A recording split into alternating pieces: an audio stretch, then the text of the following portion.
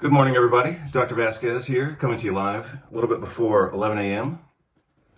And I started to record this video, actually did record this video last night, but yesterday we were all over the place, getting back home and getting the car fixed and things like this, so wasn't exactly the perfect time for me to record a video, especially late in the evening. So, and all that's good because now I can actually give you a better version of the same info. So this current video right now, I don't know if I already said this, but you'll have to excuse me for wearing a t-shirt. It's a bit informal, but I'm a bit warm right now, so I can't physiologically afford to put on more clothing and a better shirt and jacket. So you're gonna have to deal with the t-shirt. So I just wrote a few notes to myself, and this current video is gonna have 4 parts. I'm sorry, 5 parts. So the video that I wanted, the video exercise that I started to do last night was basically bullshit analysis and fraud detection and how to read people, basically. You all know that I used to have no talent at doing that, and now I have pretty good talent at doing that. So based on 2 short video clips of roughly 2 minutes total, I wanted to present an exercise allowing you to see those video clips and then my giving you my analysis of those 2 video clips. Again, they're very short. It's all public stuff. But I think that, just for the exercise, everybody thinks they're a good bullshit detector, right? Or at least most people think that. Because people see the bullshit that they see, but they don't see the bullshit that they don't see. And so everybody thinks, oh yeah, well I saw that bullshit. Yeah, but at what level? And how do you describe it? And did you just see one aspect of it, or did you see like 5 aspects of it, or 20 aspects? So again, just for the exercise, I'm going to show you these 2 video clips. I'll show them to you raw, and then I'll show them to you with my comments and bullshit analysis, basically. So that's what I had started to do last night. Part 3, so number 1 was your analysis, number 2 is my analysis. Number 3 is something I just saw right now that came out about 9 days ago, apparently. Again, this is all public news. But this has implications for parts 1 and 2. So again, we were going to start with an exercise on analyzing bullshit, your exercise, my exercise. And then when I saw this new thing, I thought, wow, that's kind of making this whole thing worse. And then if we combine what I'm looking at right now on the screen, I'll show it to you as I'm editing and processing this video. If I show you what I'm looking at, combined with some recent administrative changes reported by the U.S. Army on June 13th, 2025, again, if you look at, starting with the exercise I already mentioned, that's parts 1 and 2, things get worse with part 3. And then if you add part 4, that takes us to part 5. And as I have mentioned before, and as I recently reviewed in looking at my own blog, my own newsletter, some of you, I'm sure, remember, happily or not, that last year, I believe, I did a few videos on something called Bloom's taxonomy. And Bloom's taxonomy is a hierarchical educational structure. It's probably the most popular educational model or paradigm in the world. Models are not paradigms. And the distinction there, and the reason that I even mentioned that, but a model is something that people follow or picture or are aware of, and they say, we're following this model. The distinction, the original distinction between model and paradigm is that paradigms are unconscious. So for example, a person might follow, like me, I would look at Bloom's taxonomy and say it's a model for education, and I hate it. I can't stand it. Although, of course, it has some syntactic value, I suppose. But I think most people think of Bloom's taxonomy as a paradigm, and they just assume that that's the way that it is, and I don't believe that that's the case. So anyway, I did this video on Bloom's taxonomy, and I said that my major breaking point with Bloom's taxonomy was that it didn't allow for students or graduates of whatever school modeled itself on that program, on that model, it didn't allow them to predict the future. And that may have sounded weird at the time. It may have even surprised me when I said it. I don't know. But we're going to revisit that a little bit right now. And the reason for that is, if you add up parts 1 and 2, that was just a cute exercise. Then you go to part 3, and then you look at part 4, and then you go back to part 3, and you start to say, whoa, if we connect part 3 and part 4, that's going to take us to part 5. So as I drew out in 2019 something called the pharma power vortex and the echo chamber, the basic idea behind that diagram and the article, which again I started in 2018 and then officially formally published in 2019.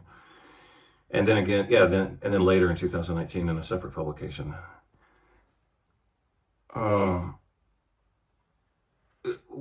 of the ways that article and diagram could be interpreted is what I'm going to explain today in part 5, looking at all this and tying it together.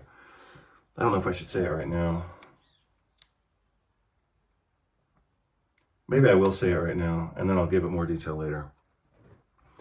But the way that it occurs to me right now is that prediction of the future is possible based on semi-reasonable, semi-logical, semi-informed. I mean, you don't have to study things down to the atomic level here to figure things out.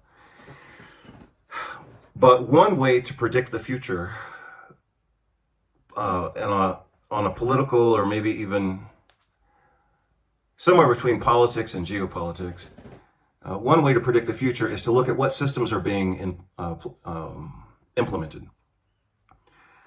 As I have said before, the world is run by systems. The world isn't run necessarily by people or governments. If you look at the systems that are in place, you can predict where the world's going to a large extent. And that played out perfectly true. I mean, look at this article again that I published in 2019 called the Pharma Echo Chamber and Power Vortex. It perfectly predicted the global pandemic that occurred just a few months later. And that is, when drug companies are more profitable than governments, who's in control of your country? It's not the government. So again, and I said this in the article, that drug companies have become more profitable. They have more cash in their hand. And so when they need to pay off a politician, they do it. When they need to buy an election, they do it. When they need to run ads, they do it. When they need to influence social media and censor anyone who talks against the paradigm that they're pushing, which is drug dependence, they do it. So I said that in 2019. We saw it play out perfectly in 2020, even until now in 2025. I'm still getting censored for things that I said 2 or 3 years ago. When drug companies, so again, if you look at the systems, you can predict what's going to happen. What I predicted back then was that now that drug companies are more powerful than governments, they will run your government. Likewise, when you look at part number 4, and you appreciate that as a system that's ready to go. I mean, it's already going. You don't have to wait for this. You're going to start seeing consequences of this soon. And based on a recent comment from Donald Trump, it's like, whoa, the system is in place. They've got motive. What's the forensic triad?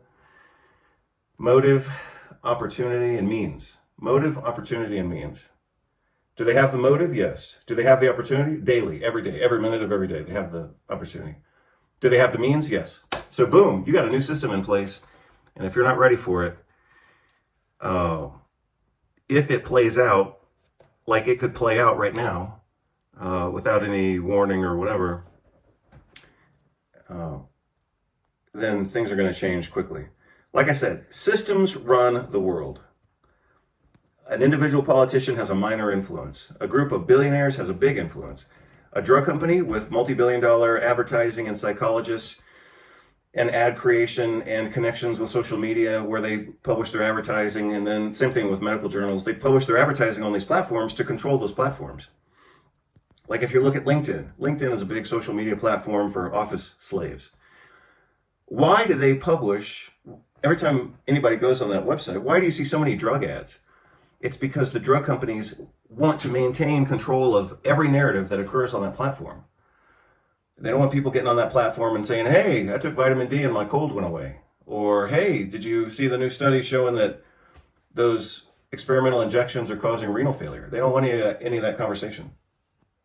So that's why the drug companies pay for advertising on social media platforms and medical journals. It's to control the editors. It's to control the controllers. So anyway, like I said, I have to shut up for a few minutes, or 2 minutes, that is. I'm going to show you video number 1, video immediately followed by video number 2. The exercise that I'm inviting you to participate in is for you to, you can pause the video, of course, as you're watching it, but I want you to write out what your bullshit detector detects. And then I'm going to do the same thing. I'll show you what my bullshit detector detects. And then I'll show you clip number 3, which I just saw this morning. And I was like, whoa, that's a trouble. That's a problem. He actually says troublemakers in that, which is kind of political code for political enemies. And then I'll show you briefly the changes that have taken place in the military. And then I'm going to show you how all that, it should be pretty damn obvious, but I'll show you how all that has now created a new system that's not to your benefit. Okay, so step number 1, I'm going to show you the 2 video clips. It's been run. It's all been a big hoax. It's perpetrated by the Democrats, and some stupid Republicans and foolish Republicans fall into the net. I know you want to move past all this intrigue over the Epstein files, but I do want to ask you to clarify something you said this morning. You said this was all a hoax. Has your Attorney General told you this was a hoax? What evidence have you seen of that? No, it's not the Attorney General. No, I know it's a hoax. It's started by Democrats. It's been run by the Democrats for 4 years. You had Christopher Wray and these characters, and Comey before him. And it's a bad group. It started, actually, look at the Steele dossier that turned out to be a total hoax. The 51 agents, the intelligence, so-called intelligence agents, it was a hoax. It's all been a big hoax. It's perpetrated by the Democrats. And some stupid Republicans and foolish Republicans fall into the net. And so they try and do the Democrats' work. The Democrats are good for nothing other than these hoaxes. They're bad for policy. Instead of talking about the things we've achieved, we've had tremendous achievement. They're wasting their time with a guy who obviously had some very serious problems, who died 3-4 years ago. I'd rather talk about the success we have with the economy, the best we've ever had, and all of the things we've done, including the Middle East. I mean, you see it. Instead, they want to talk about the Epstein hoax. And the sad part is it's people that are really doing the Democrats' work. They're stupid people. It's all been a big hoax. It's perpetrated by the Democrats. And she said I did to her. She fainted with great emotion. She actually indicated that she loved it. Okay? She loved it until commercial break. In fact, I think she said it was sexy, didn't she? It was very sexy to be. Didn't she say that? So, sir, I just want to confirm, it's your testimony that E. Jean Carroll said that she loved being sexually assaulted by you? Well, based on her interview with Anderson Cooper, I believe that's what took place. That's what she said I did to her. She fainted with great emotion. She actually indicated that she loved it. Now let's assume that I've already showed you those video clips, and now I'm going to play them again, and I'm going to give you my edits or my comments on those clips. So again, the total of the 2 clips is only 2 minutes. So I think I'll just write my own notes here, and then when I'm editing the video, I'll put this in text, and then I'll put the text on the website as well. So again, I haven't like pre-prepared for this. I've only given it minor thought, but let's go ahead and do it as soon as I get the screen to record. Sorry, forgot about that step. So let's see. It's always harder than I want it to be, but I have to open another file and open another thing, and here we go.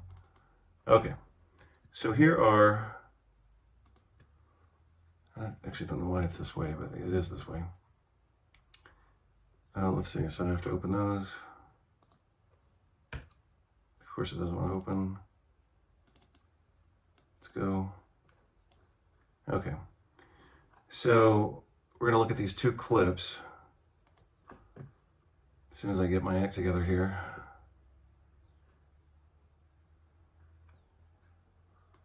I almost have my act together. Okay, so here's clip number 1, ready to record. And then I'm going to move clip number 2 into that. So again, the idea here is spontaneous analysis of bullshit. So here we go. 1 minute and 35 seconds for the first clip and 42 seconds for the second clip. It's all been a big hoax.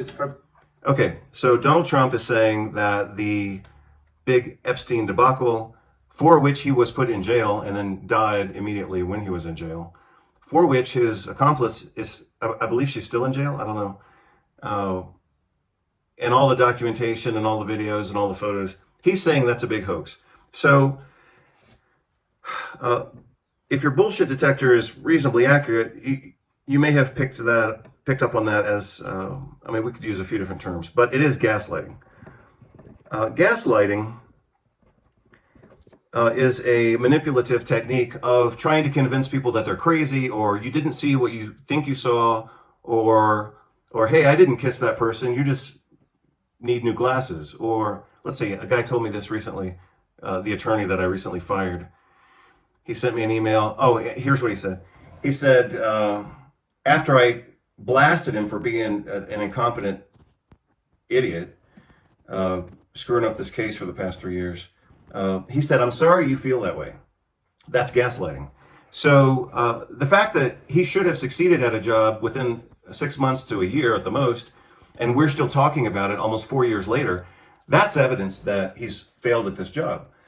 And so over the last couple of months, I've been corresponding with him, pointing out what a complete failure he has been on this job for the past 3 years, 3.5 years, going on 4 years. And he says, I'm sorry you feel that way. No, if you had done the job right, we wouldn't even be having this conversation. The fact that we're talking about it 3.5 years later is evidence that you failed. And the job still isn't done.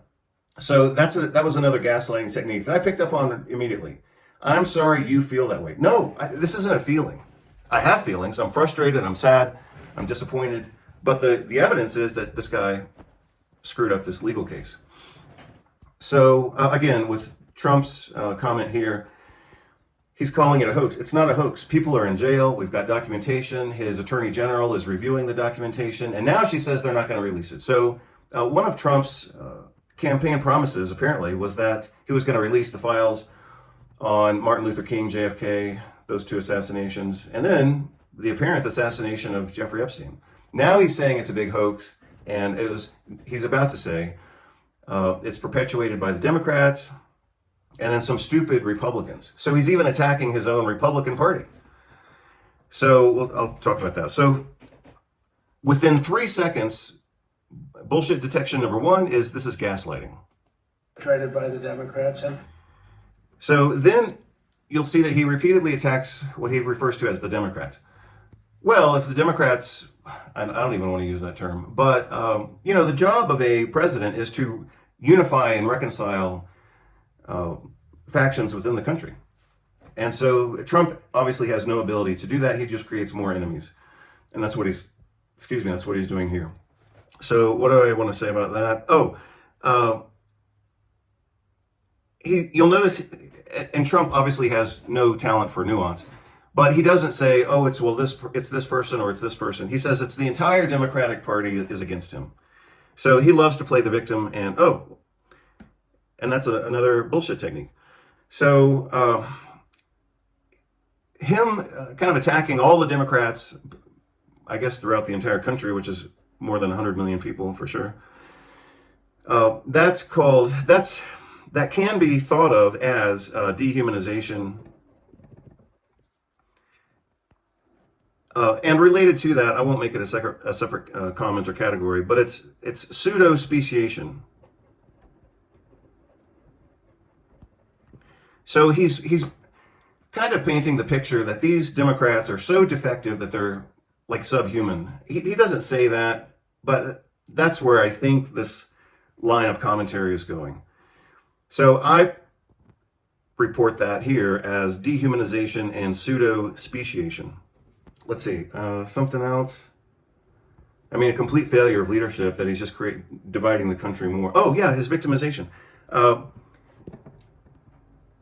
Playing the victim all the time is a manipulative technique. Because he's the one who made the campaign promise to release the Epstein files. Independent of that, that almost doesn't even matter. As president of the United States, he has arguably some responsibility to, limit the abuse of women and limit the abuse of young children and sex trafficking and all that. So whether he promised it or not, it's still his job. I mean, he's supposed to, maintain law and order. But he switches it. Instead of taking on a leadership position, he's going to play the victim. Oh, well, he says it's all the Democrats and the stupid Republicans are attacking him. So he says now he's even a victim to his own political party. But victimization, it switches the conversation, right? So he should be asserting leadership here. And instead of being the leader that we all look up to, he's now playing the victim. So that's kind of a bait and switch. You expect from him leadership, and what you get is he's just being a whiny brat playing the victim. So bait and switch is at least in Texas, that's was recognized at some point as a legal term that's illegal behavior. Okay, I'm only 4 seconds into this. Here we go.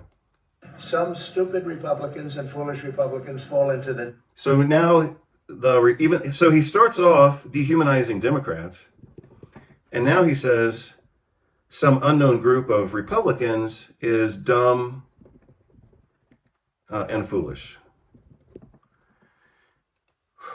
So, wow, he just alienated about 200 million Americans. That sucks.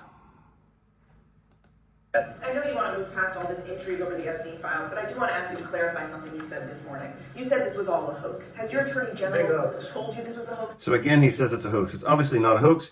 That takes me back to point number one. This is gaslighting. He's trying to pretend that this whole thing just doesn't even exist. It's just like puffs of smoke. What evidence have you No, seen? it's not the Attorney General. No, I know it's a hoax. It's started by Democrats. It's been run by the Democrats for 4 years. You had Christopher Wray and these characters and Comey before him. And it's a bad group. It started, actually, look at the Steele dossier that turned out to be a total hoax. The 51 agents, the so-called intelligence agents, it was a hoax. It's all been a big hoax. It's perpetrated by the Democrats. I mean, how many times did he just say hoax? He said it. I mean, that's every one of those is gaslighting. He just said it like 6 times consecutively. He has a very limited vocabulary. So once he gets onto a word, he can't get off of it. And that's why you see him all the time using, these grandiose words. It's the best. Our economy is the best ever. We're going to make America great again. All this stuff. He uses these grandiose terms, but he doesn't get past them very often. And some stupid Republicans and foolish Republicans fall into the net, and so they try and do the Democrats' work. So not only is he point number 3, not only is he a victim when he should be the leader, but what did he? I think he just implied that it was a conspiracy. So it's not just like a few bad actors or something. This is a big conspiracy against him. And so they try and do the Democrats' work. Right. So now he's accusing Republicans of actively working with, I guess, their supposed enemies or something, the Democrats. So now this is, he's not just the victim, but he's the victim of a bigger conspiracy.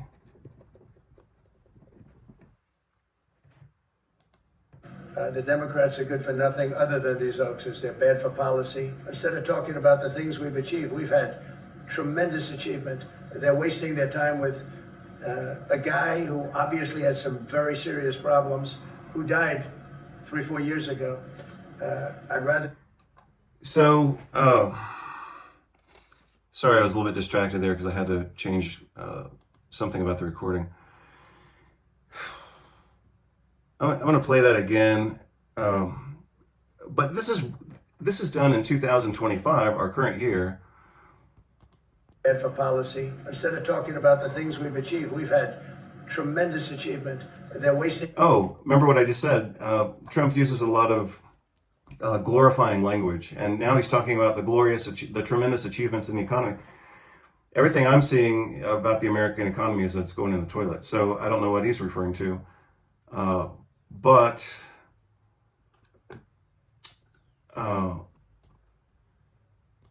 Their time with a guy who obviously had some very. So again, that's another example of gaslighting. Now it's not simply a hoax, but you're wasting your time.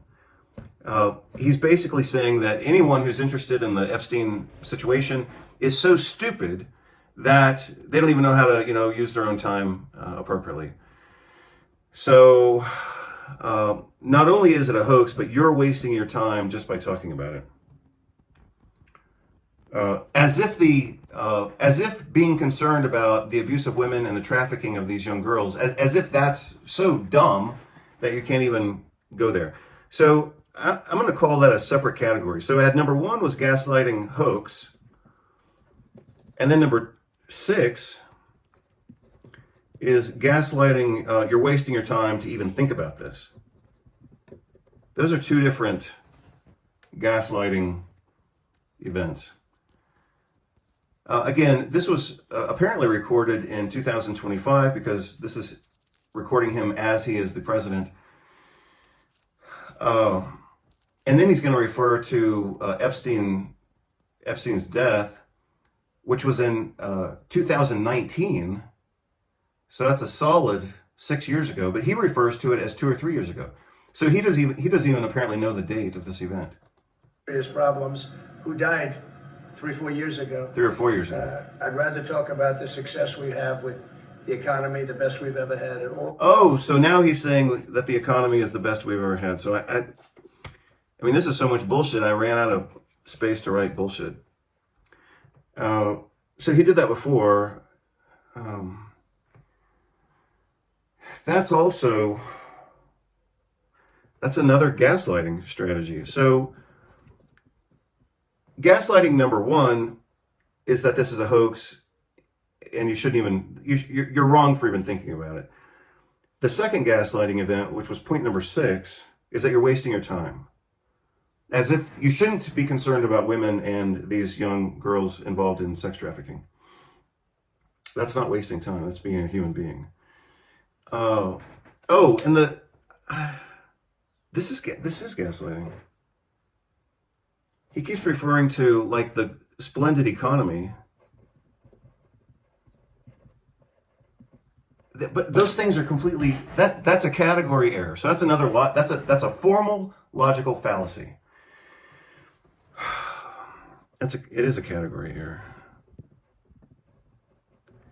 The category error is mixing 2 things that are in different categories and trying to place one in the other. Concern with Epstein is concern about pervasive political corruption that allows a group of political and wealthy men to rape underage girls. That's the concern. And how they're all protecting each other through money and politics. That's not in the same category as appreciating the economic success of your own country. So, if America's economy were doing well or poorly, I have the right. I can be concerned about that. I am concerned about that. I've got businesses. I have a business in the U.S. At least one, only one now. I have money in the U.S. I've got bank accounts in the U.S. Yeah, I'm concerned about the American economy. That's completely separate from my concern about the trafficking of these young girls. and the fact that the politicians are trying to cover it up. That's a category error, and a category error is a formal, official, logical fallacy. Gaslighting. So he's saying you should be proud of him for fixing the economy. Maybe I've not seen the good news, but I have looked at a lot of news, and all the news says America is losing billions of dollars in industry, cars, tourism, food. I mean, so much so that Mexico and Canada are now completely bypassing the United States for trade. So, with the so-called Northern Corridor. So, I'm going to call it gaslighting. It's a category error. At the very least, it's another logical fallacy called a red herring or a distraction. That's weird. So a few more seconds left on this. Of the things we've done, including in the Middle East. I mean, you see it. Instead, they want to talk about the Epstein hoax. And the sad part is That's like the 8th or 7th time he's specifically said hoax. Maybe when I go back and edit the video, I'll count how many times he said hoax. I mean, it's kind of absurd. But again, he has such a limited vocabulary that once a word works for him, he just stays on it. people that are really doing the Democrats' work. They're stupid people. It's all been a big hoax. It's perpetrated. Okay, so that's the end of that. I got at least seven good points on my bullshit detection list. It's all been a big hoax. It's perpetrated by the Democrats, and some stupid Republicans and foolish Republicans fall into the net. I know you want to move past all this intrigue over the Epstein files, but I do want to ask you to clarify something you said this morning. You said this was all a hoax. Has your Attorney General told you this was a hoax? What evidence have you seen It's of not that? the Attorney General, no. I know it's a hoax. It's started by Democrats. It's been run by the Democrats for 4 years. You had Christopher Wray and these characters and Comey before him. And it's a bad group. It started, actually, look at the Steele dossier that turned out to be a total hoax. The 51 agents, the so-called intelligence agents, it was a hoax.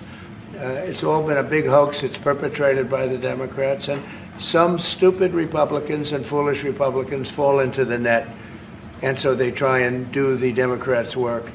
The Democrats are good for nothing other than these hoaxes. They're bad for policy. Instead of talking about the things we've achieved, we've had tremendous achievement. They're wasting their time with a guy who obviously had some very serious problems, who died 3-4 years ago.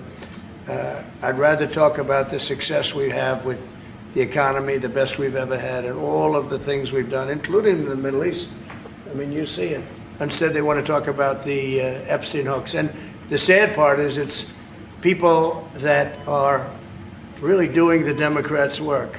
They're stupid people. It's all been a big hoax. It's perpetrated by the Democrats.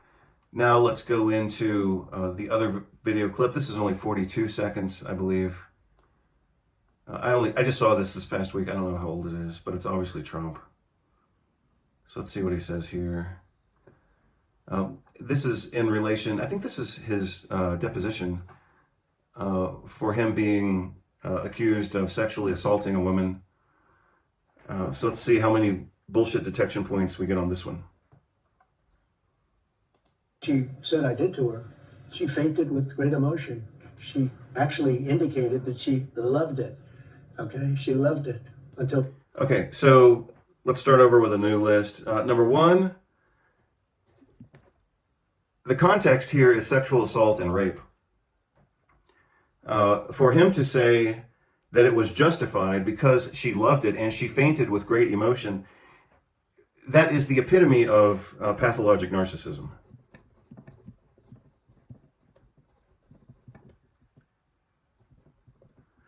That he can do whatever he wants because he's actually doing other people a favor. He's doing that woman a favor by raping her.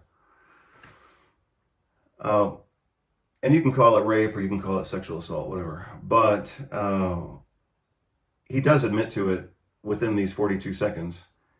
But it's okay. But apparently in his mind, in his pathologic narcissist mind, that's okay because she apparently fainted with great emotion, which is one of the most awkward phrases I've ever seen in my entire life. She said I did to her. She fainted with great emotion.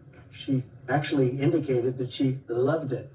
Okay, she loved it until. So he just said it. He just said basically the same thing 3 times. She fainted with great emotion, like great pleasure, and then he says twice, she loved it. She loved it. Commercial break. In fact, I think she said it was sexy, didn't she? It was very sexy to be. Didn't she say that? So he just used the word. So it's not like I'm, conspiring against him. He just used the word rape. And he doesn't even flinch because apparently she loved it, she liked it, she fainted with great emotion. So even he uses the word rape and says it was okay. Didn't you say that?